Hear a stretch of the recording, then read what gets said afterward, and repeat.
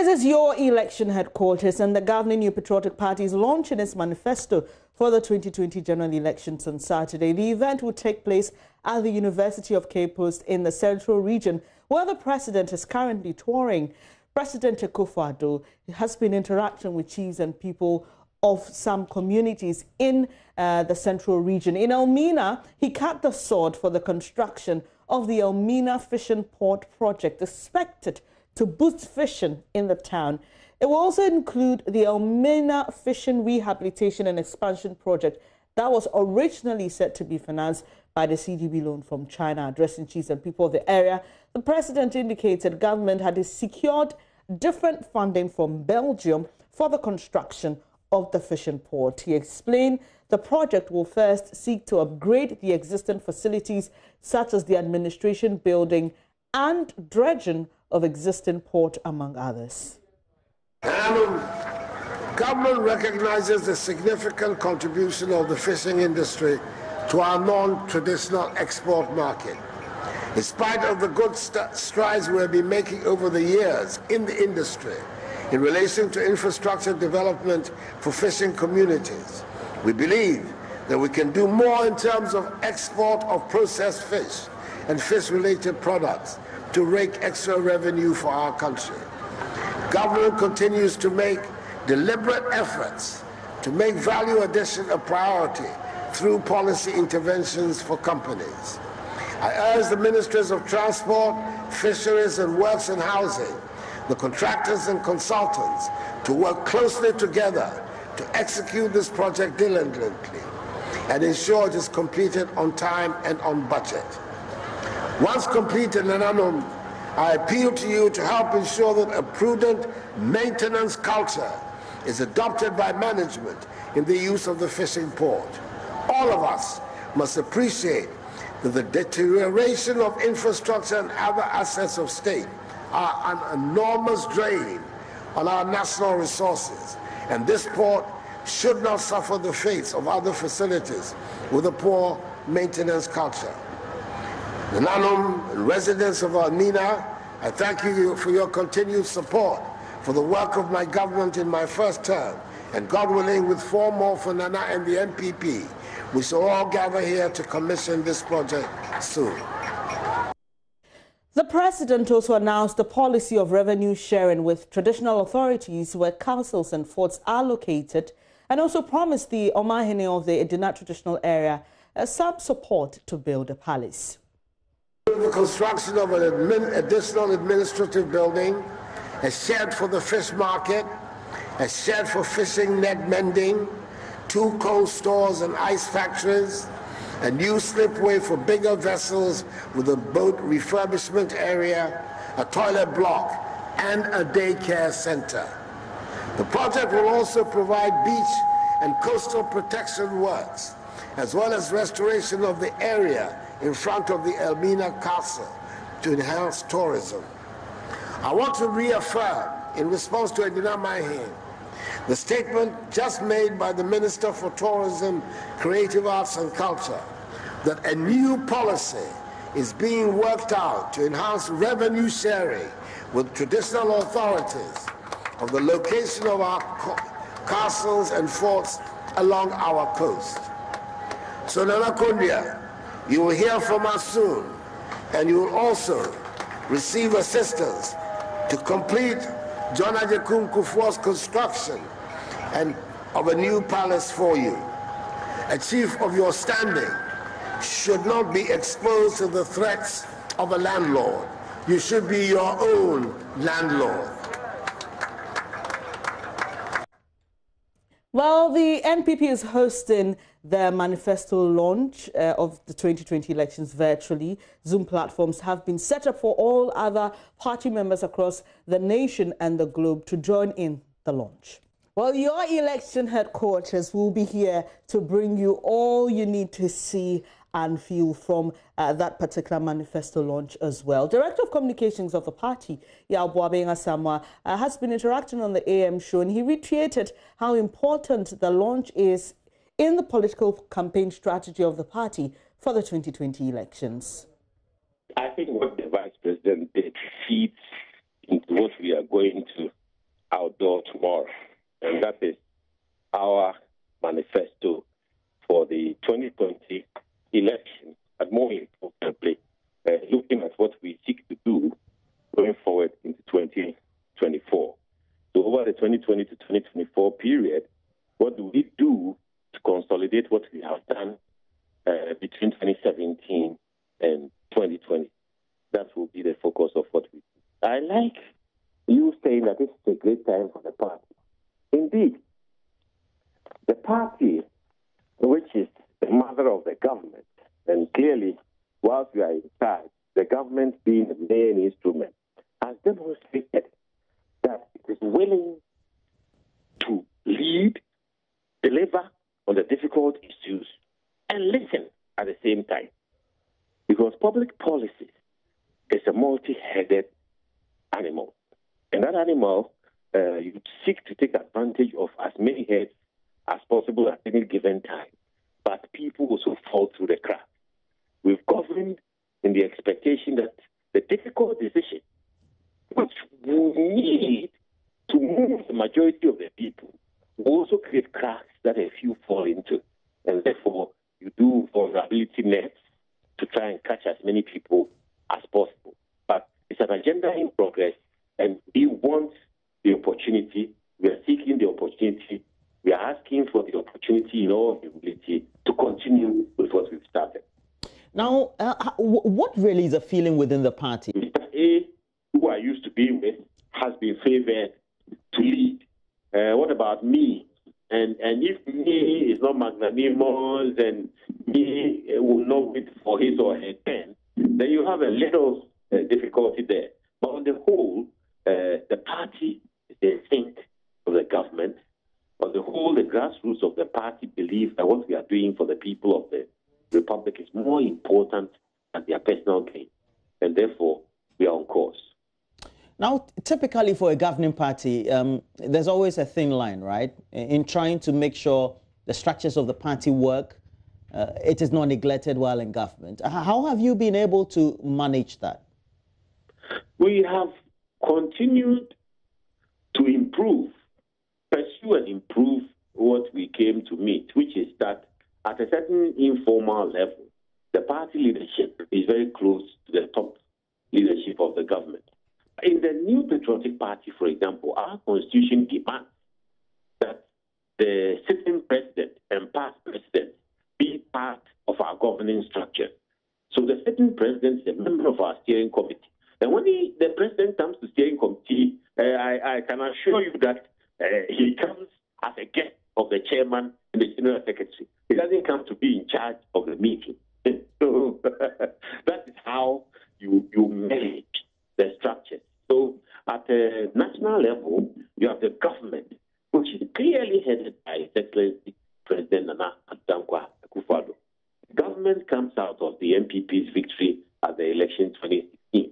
And then, right now, the party itself, when it meets, has His Excellency Nana Akufo-Addo sitting in steering committee as an invited member of the steering committee, not as the head of the steering committee, but as a member of the steering committee, able to offer advice, able to contribute to the decisions, able to vote on the decisions, but they are decisions of the party.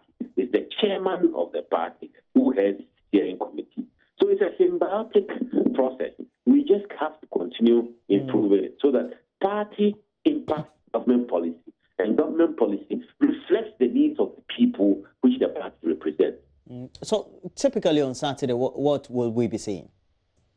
On Saturday morning, there will be a National Council meeting to kick off the exercise. And then after that, we will have the Manifesto launch. And the Manifesto launch will cover about 3 segments. The first segment being speaking to the sectors, and then the second segment being an overall view, and then the third segment being the launch itself. Now, as your election headquarters, we definitely will be in Cape Coast live to bring you all the previews and analysis, as well as reviews of the event. But joining us now, live from Cape Coast, is our man on the ground, Richard Kojo Nyako. Hello, Richard. How is Cape Coast preparing to receive the NPP as they launch their manifesto tomorrow?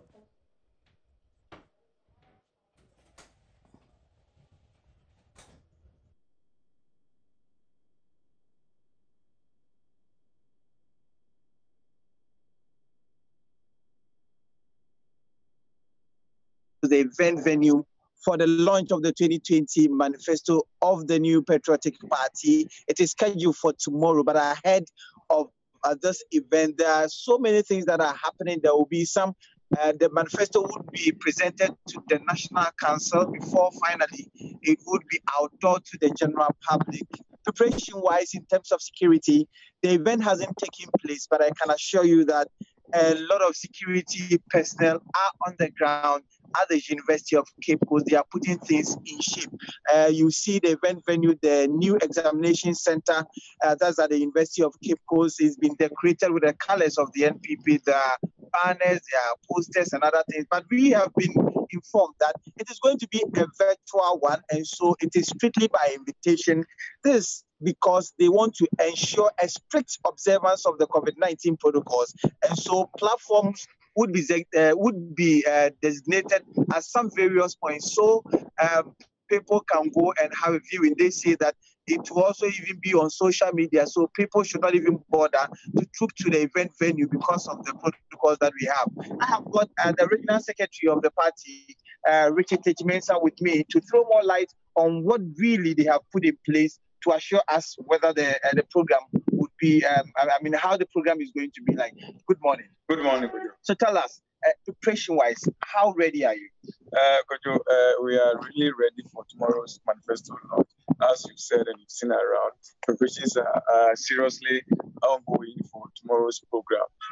You've been to the venue and you see that the creation is ongoing, even on the university campus and the rest. Everything is underway for tomorrow's manifesto launch. Apart from that, with security arrangements, the security committee has done marvelously well. Everything has been put in place to ensure maximum security for tomorrow's program. Wherever we think that there's a need for us to turn our attention to ensure that things are put in place, all these things are being done, and I assure you that all is set for tomorrow's manifesto launch. You specifically chose the central region to launch this manifesto. Anything special? Why the central? Because we know that the central region is not a permanent friend of any of the political parties. It's a swing region. So why did you choose, and what are they to expect from the governing party?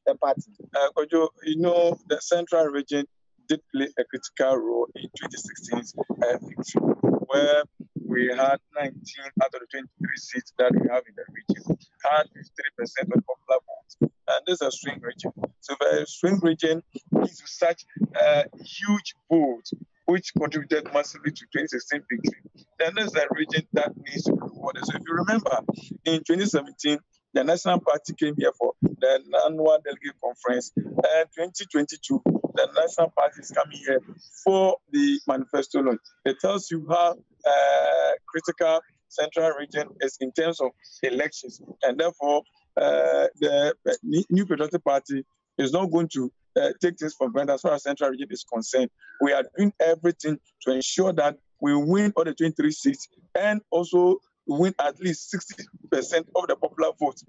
For the good of central region, they all attest to what Nanado, the MPP, have done within 3 to 4 years, and they are all praising Nanado, and all that they are saying is that indeed 4 years for Nanado to do more for you and 4 more extra seats to grab in the central region. So central region, we are expecting promises and policies that are going to take us to the promised land within the next 4 years under Akufo-Addo as president. Thank you very much, Richard Techimensa. So that was the regional secretary of the NPP, Richard Techimensa, telling us about how prepared they are towards the launch of the manifesto. I can tell you that all the big wigs, all the major actors and the major stakeholders, as far as the launch of this manifesto is concerned, are in town. A lot of them are following the president. Today, the president has some commissioning to do, an inspection of projects. The first one is the Akufi Fruit and Juices Factory that would be commissioned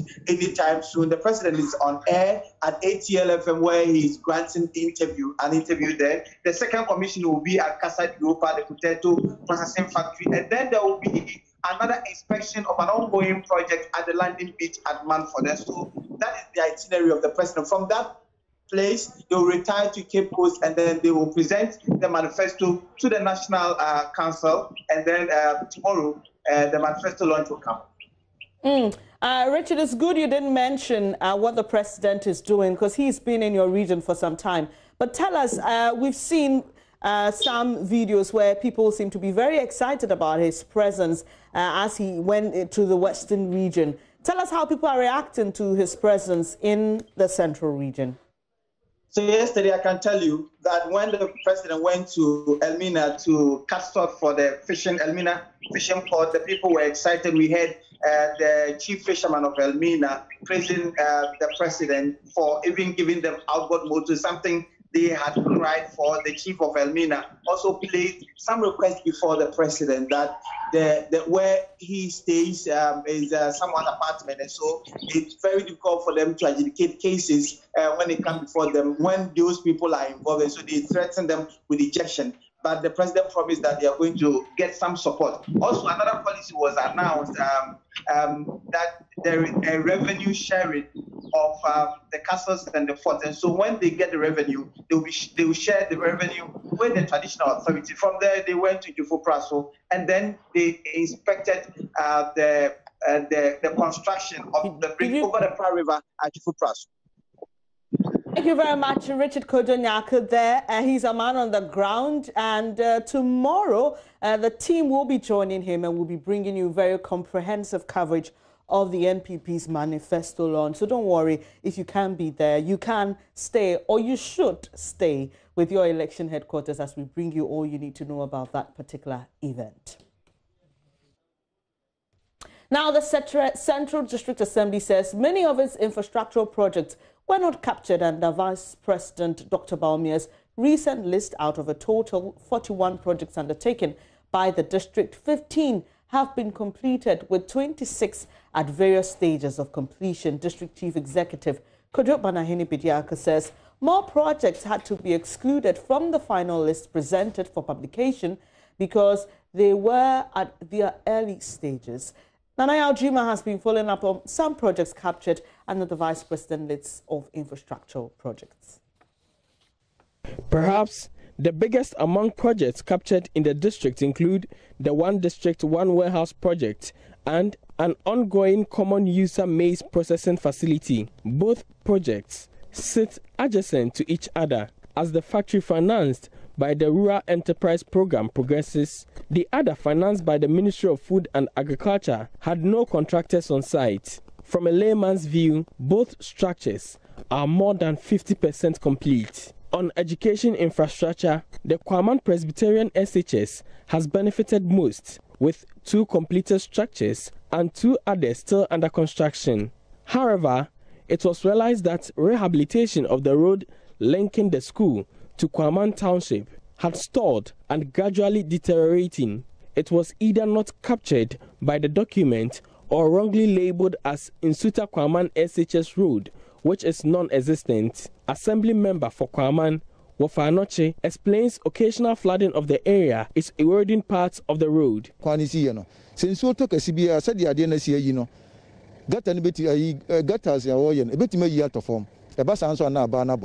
The gutter can fall off easily if erosion continues. It will be a cost to government. The government has done much in the school, but the road is very poor. When the road floods, the students are unable to go to school.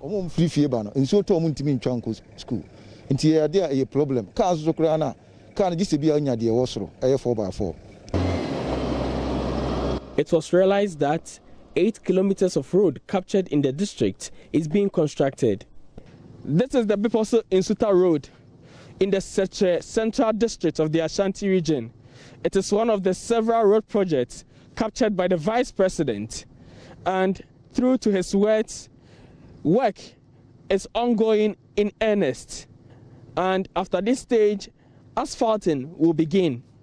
District Chief Executive Kwadwo Banahini Bediako explains plans to improve infrastructure in various areas of the district.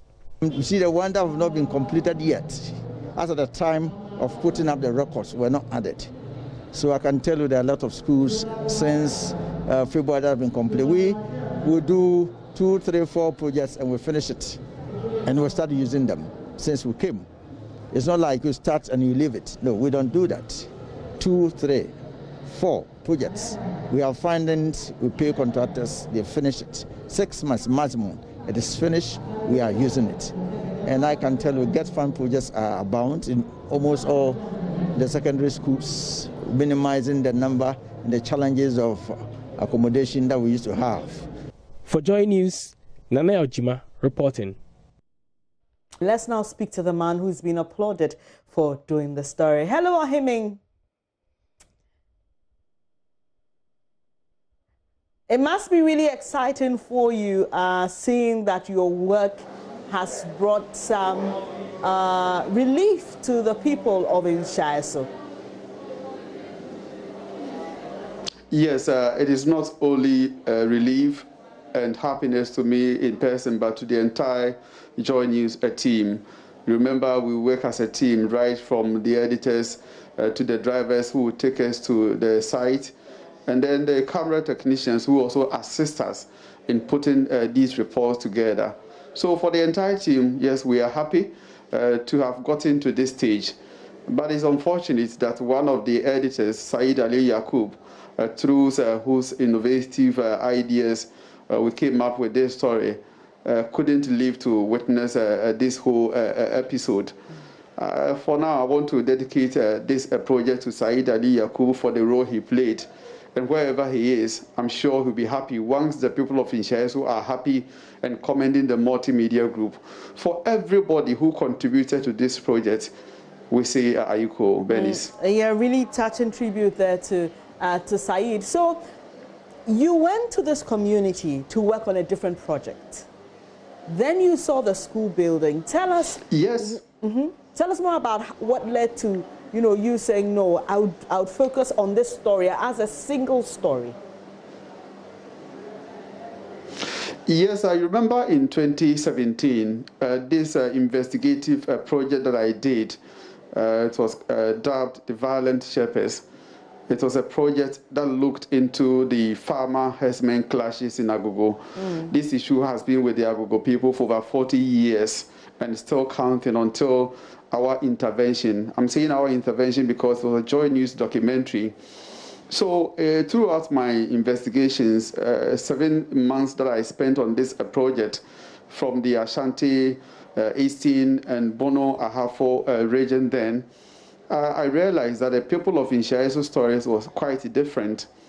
It was different because the community has no JHS, and students had to trek over 32 kilometers to nearby Ananukrum to access JHS. And whilst on their way to school, the female students among them were being sexually harassed by these nomadic herdsmen. So that was captured in the Violent Shepherds documentary.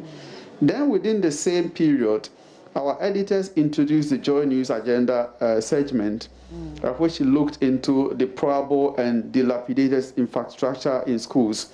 So I pitched this story, knowing very well that the Inshaeso story was different. And there was another community called Efrisre. The local RC primary school then was also in deplorable state. So after these projects, I must say that all these 2 schools that were featured in the Joy News Agenda have all received attention. For instance, for the Efrisre school, a native who is based in US came down to Ghana, spent money and renovated the place. So the place has been given a new look, and students can now go to their classes to study in peace, as well as those of the teachers. So that is how come I came by the Inshaeso story. Ohime, I'll come to you shortly. Let me speak to Mr. Sam Cranting, who is a corporate service executive with MTN. Thank you so much, Mr. Cranting, for this goodwill towards the people of Inshaeso. Can you tell us how the story came to your attention? Thank you, and good morning, and thanks for having us on this show. The story came to our attention by the JoyNews report, the agenda report filed by Ohimini, and it came to the MTN Ghana Foundation, and indeed we saw the reports, we saw the dilapidated structures, life-threatening, very worrisome pictures in the story, and the foundation considered the application to help, and indeed what we saw and what we heard, it was a no-brainer that the foundation had to step in to assist in the construction of the new 6-unit classroom block, library, head teacher's office, staff room, as well as a 2-bedroom bungalow for teachers. We've seen the reaction of the pupils and the teachers. They are super excited. But as it is with every project people embark on, there are expectations. What is the MTN Ghana Foundation hoping this will create, or the consequences of this in the long run? Indeed, seeing the faces of the teachers as well as the community and everyone at Inshaisu, we were quite excited by MTN that once again, we've been able to touch lives of people in the communities in which we provide services. The expectation of the MTN Ghana Foundation going forward after we've handed this project over is that the school maintenance committee, as well as the PTA and the leaders in the community would be proud of this project, will take it on and ensure that they put in a maintenance plan so that years down the line, we wouldn't have to deal with another data structure, so that they are able to do the little maintenance that would be required to ensure the longevity of projects. You mentioned that after the story was aired, an application was sent in to the MTN Ghana Foundation, and after your assessment and deliberations, you decided to help the school. So if someone is watching us now and they see a story, I know that MTN Ghana Foundation, you're on the lookout for stories like this, but you can't do it alone. So how do people send in their applications so that other parts of the country can benefit from your generosity? Yes, indeed. We can't do it alone. And I'll take this opportunity to salute Ohimini once again. He did a great job with that report. And we view him here in MTN as a hero of change. And with the MTN Ghana Foundation, the foundation's key focus areas are health, education, and economic empowerment. And the foundation receives various letters, applications through our various branches, or you could email it to us, and you could write what the proposal is about, what the issue is in relation to these 3 areas. It comes before the foundation board, and it is looked at, it's assessed. We send experts out, consultants out into the field to assess the need and the requirements. Once it is approved by the foundation, we commence work and complete the project to make the communities which we serve their lives a whole lot brighter. Thank you very much, Mr. Cranting, for joining the program. Thank you, MTN Ghana Foundation, and well done, Ohimini. We know that we'll definitely see more of this from you. All the best to you and the team in Kumasi. You're watching News Desk with me, Bernice Abubedulan. So there's more to come, business and sports shortly.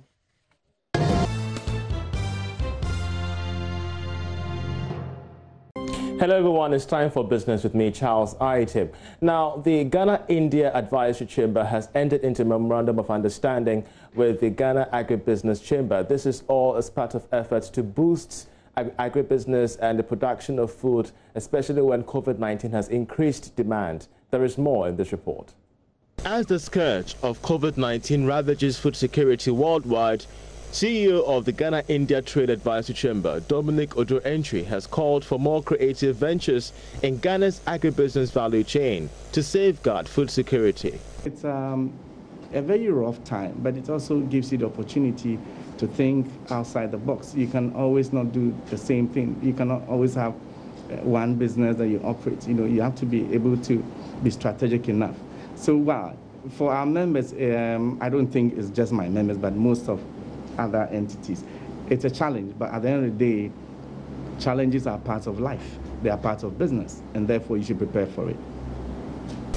Meanwhile, CEO of the Ghana Chamber of Agribusiness, Anthony Sella Morrison, has also made the case for more government sector collaboration to shore up food production as demand rises amid COVID-19. When the lockdown and the quarantine came, nobody was talking about fuel, nobody was talking about gold, nobody was talking about cars, everybody was talking about food. And that should tell you how critical food is to the survival of even those who have the COVID. They are saying eat well. The emphasis is eat nutritious food. So the supply chain of our industry was heavily impacted. And I think the economy being opened up gradually, it will take some time because food production takes some time and food processing takes some time. I mean, he processed yam, so he knows how the industry has heavily impacted onto his industry. But I think that government will have to come in big. Now, Ghana's downstream petroleum sector, Goil, is awaiting results of data collected by its partner, ExxonMobil, for the exploration of oil in the offshore Cape 3 Point. The company has also invested in the nationwide recruitment of local engineers to help in the exploration and production process. Managing Director of Goil, Kwame Osei-Prempeh, disclosed this to Joy Business after a virtual annual general meeting of the company. Here is more in this report. The services sector maintained its dominance as the leading job-providing sector in the economy. This accounted for 93.6% of the total job adverts recorded during the first quarter of 2020. It compared with a share of 83.8% recorded in the first quarter of 2019. Industry followed with a share of 6.4%, down from 14.2% in the first quarter of 2019. While there were no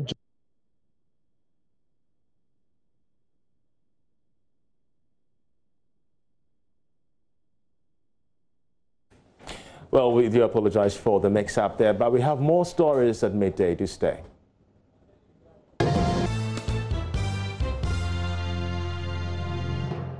It's Friday, and as usual, we do our technology tidbits. Today, we're discussing the Samsung Note 20 Ultra. And guys, look, this is a very sleek phone. Just look at it. Wow. But it's an interesting thing. I see how big the cameras are. Yeah. Very soon we'll have our back screens covered in cameras. Yeah. But what makes this special? So, one, like you mentioned, the camera. You've got three huge cameras, 108 megapixel main camera, 12 megapixel ultra-wide camera, and then a 12 megapixel 5x telephoto zoom. So you can zoom in up to even 50 times. Okay. So you can pull things from very far. And then this phone was made as a productivity device. So it has what we call DeX, wireless. So you can connect it to any smart TV, and it projects, and you can connect a keyboard and a mouse to the phone and have a computer straight from your phone. I mean, looking at how the phones are being made nowadays and how expensive they are, you might as well just not buy a laptop. Exactly. And that's anyway, quickly, let's talk about what's been trending on Facebook this week. Avatars. Yes. Everybody is making an avatar. I know this lady who's done about 8 already. So, you know, when Snapchat came, there was Bitmojis. You could have your Snapchat emoji. You had, what do you call them? Apple come up with the Memojis. You've seen that. Yeah. You have Samsung responding with their AR emojis. And now Facebook's like, hey, I want to get in on that fun and create avatars. So people are creating their own avatars. You can create it from the app. Just open your Facebook app, go to the 3 bars at the bottom, and then you see more. Click on the see more. Go to avatars, generate your own avatar, and then post it and let's see. You know what's going through my mind? Just looking at your hair. I'm just wondering what your avatar is going to look like. Thank you so much. Next week, bring us a copy of your avatar. But it's now time to talk sports. Akufo-Addo Jr. is on standby.